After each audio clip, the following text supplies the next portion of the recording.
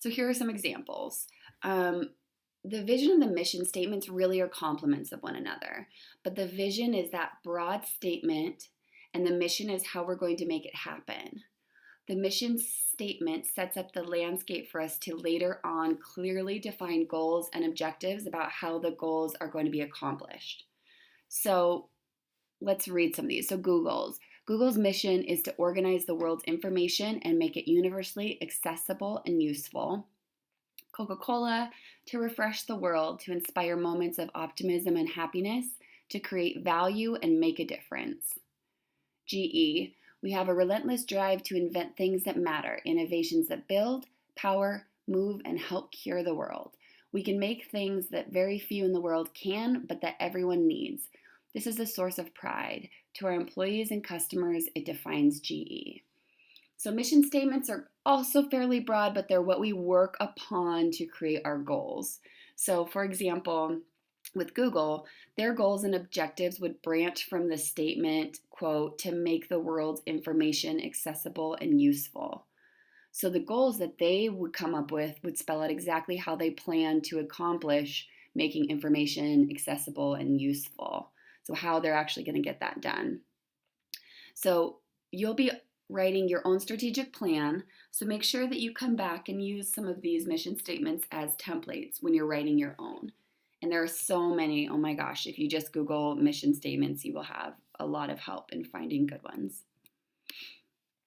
So SMART goals, as we just discussed, the goals represent how you're actually going to accomplish or put into place your vision and your mission statements. And without actually putting goals into place, you're going to have nothing to be accountable to. So the goals that we'll be writing are SMART goals, and we will talk about those shortly. So the purpose of an objective statement is to lay out the type of action that you'll use to accomplish what you wish. And there are several things to think about when asking yourself, what is my plan? How do I plan to get this done? These are some things to keep in mind. The first thing you want to think about is, what are you trying to achieve? What is it that you want that you do not already have? As you look down the road, what would you like to have happen? Oops, sorry guys. Let's see. Second, what am I trying to preserve? Keeping in mind what you want to preserve. So we'll be doing a lot of discussion this semester about non-governmental organizations, and we're even going to be creating our own. So therefore, big picture, I want you to always consider what is already working that you don't want to change. What are you trying to maintain so that you don't lose ground if you make modifications to a program that's already in place? A lot of times we get caught up changing things for the better without realizing the consequences of our actions of something that's already put in place for a reason. What are you trying to avoid? So what you want to do is think about what you're trying to stop from happening. You want to think about the obstacles that exist and ensure how to steer clear of those obstacles. For example, if you were thinking about how to not fail a course, for example, nobody wants to fail. So you need to understand what you would need to do in order to avoid failing, like turning in papers late, not logging into the course, falling behind, and not communicating with the professor if you're falling behind. All of these would be things to attempt to avoid in order to not fail a course. Pretty self-explanatory.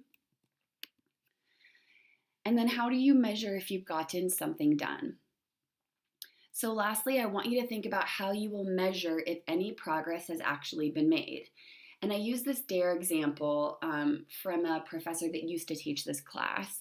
And he used to talk about when the people started looking at the DARE program and evaluating the success, what they realized that the kids that were involved in the program were not actually the at-risk kids that they were attempting to target in the first place.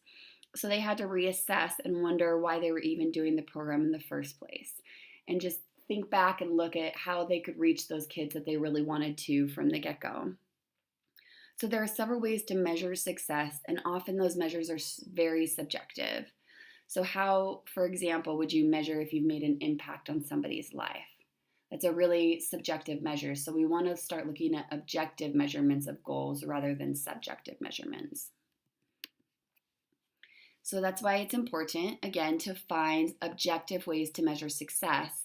And we're going to be writing our plan with SMART goals that will lead to obvious conclusions that you went from point A to point B successfully.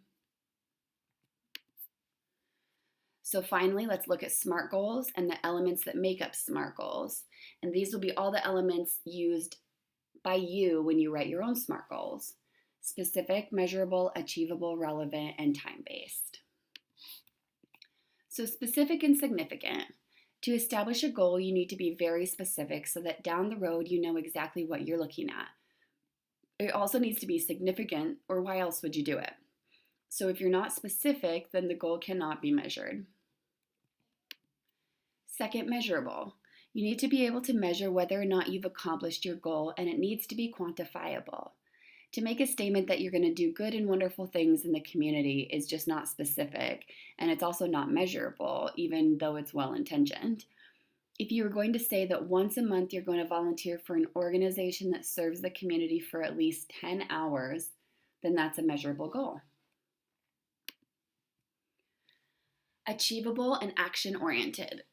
So your goals need to be achievable as well. So for example, if you had a goal to lose 50 pounds in 1 week's time, that's definitely not an achievable goal. Or if you were to say that you're going to lose 50 pounds in 6 months and you left it at that, but then that may not be achievable either because there was no action plan behind it to determine whether or not it would actually be achievable. So the goal of a SMART goal is to follow every element from S all the way to T. And then realistic and relevant. So you need to ask, can you realistically accomplish what you've set out to do, and can it be done in the allotted time frame? So when thinking about this one, I really thought about the healthcare in America as a great example of this. Regardless of what side of the aisle that you fall on, we all know that healthcare in America is a very relevant topic. But the solutions that come to the table need to be realistic as well.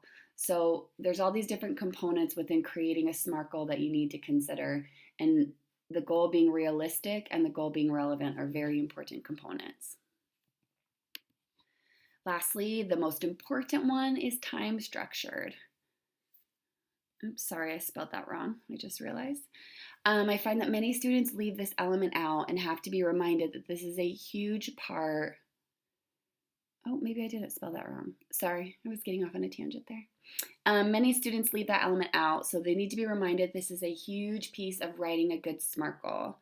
The time element holds you accountable, and it lets you know whether or not you need to be making adjustments as you go along. So if you're not meeting those deadline goals you've set for yourself, you know somewhere within the plan you've made an error that needs to be revised. So some SMART goal examples. Let's look at some of these.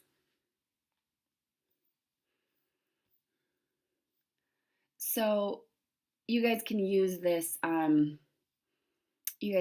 Link to just view this website. It has some really nice SMART goals here. So here's one: social media engagement SMART goal example.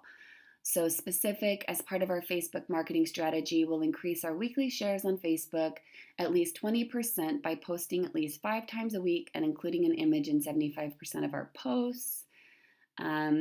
Measurable, they're going to show engagement changes immediately using social media analytics built into our social media automation or the analytics within our standalone solutions. Is it attainable? Is it relevant? And time-bound. So although we'll start to see results right away, we should see 7 straight days of at least 20% gains in Twitter shares within 30 days of implementing this change. So you can go through, there's 9 of these examples with just different topics.